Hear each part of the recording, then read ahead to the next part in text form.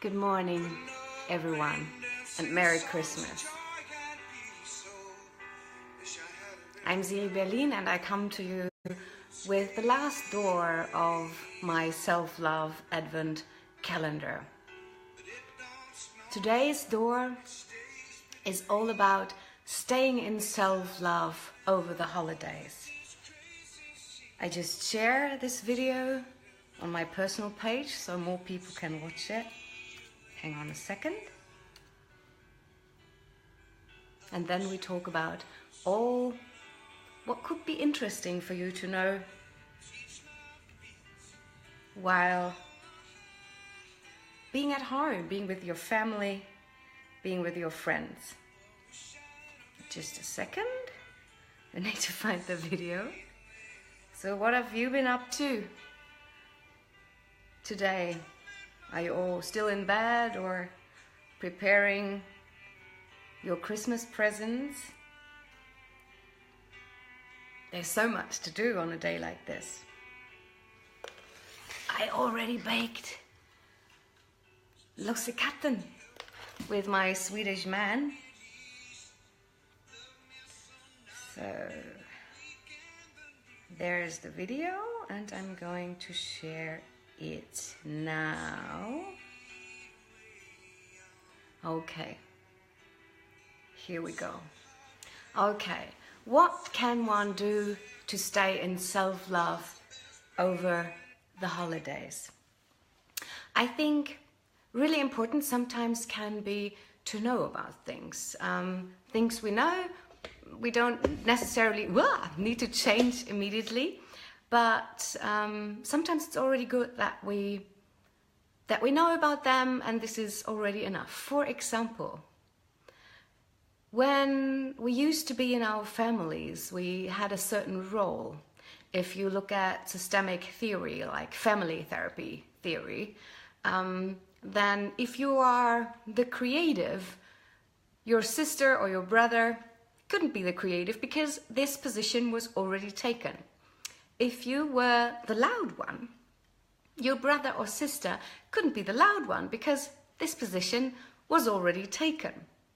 So, for example, with me, I could try hard to be the orderly one. I never was because my sister, my older sister, was the orderly, so I couldn't be. So I was the chaotic.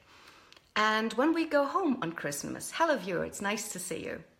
And when you go home on Christmas and you are with your parents and your siblings and your aunts and nieces, there is a tendency that you all fall back into old roles, even though now you're all grown up.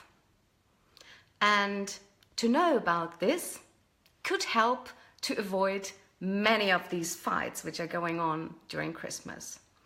So if you remember what kind of position, what kind of role you had when you were little, who were you? And what are these things you don't want to be any longer? So what is the difference now since you're a grown-up? And then breathe into it. Maybe write half an hour about it. Why this is important to you and how you manage to leave the role of the loud one or leave the role of the quiet one outside of your family system. So really understand what your role was and why you changed it and what it was good for. And then when you come home with a heart full of love for your siblings and parents, in the best case at least, then understand that just being together in the same community with the same people pushes buttons. So your parents probably might think you're still a little girl or a little boy. So they might treat you like one, especially on Christmas, because we all get a bit of sentimental during the holidays. And yeah, if you can look at it like this, that this is just a normal thing, that when we are in a combination of people we used to be with when we were little, we fall back into these patterns.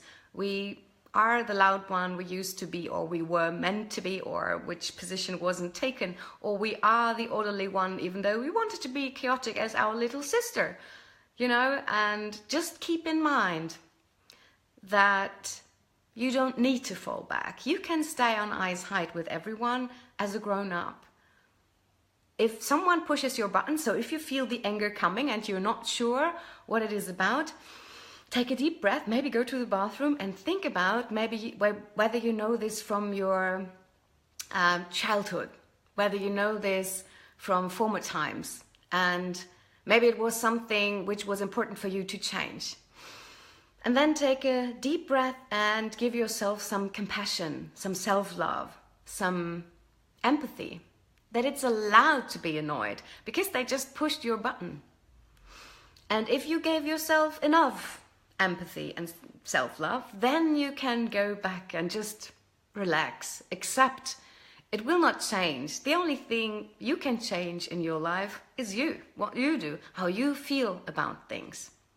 A really important quote for me is, I cannot really say it properly in English, so I just tell you how it went, kind of.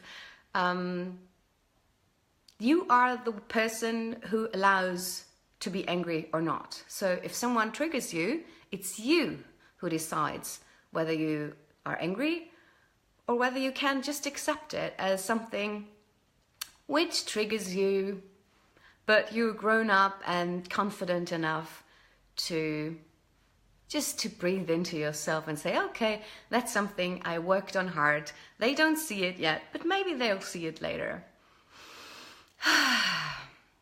In this sense, I wish you the most beautiful Christmas ever, which I'm going to have with my beloved man. We had already a really nice morning with some rice porridge, which we already gave to Tomte.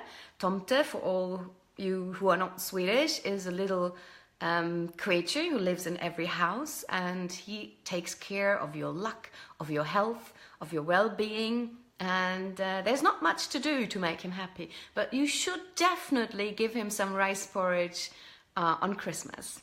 And so did that, and now we're having some lussekatten, that was the saffron bun I showed you in the beginning. And yeah, we have a talk with Christian's parents, and then we go for a walk, I guess. Have a good Christmas. I send you all my love. I hope you give yourself a big hug and a big kiss and a lot of empathy. And I hope my little idea helps you to stay happy over the holidays and stay in self-love. That's from me. I love you. Have a good time. Hej då!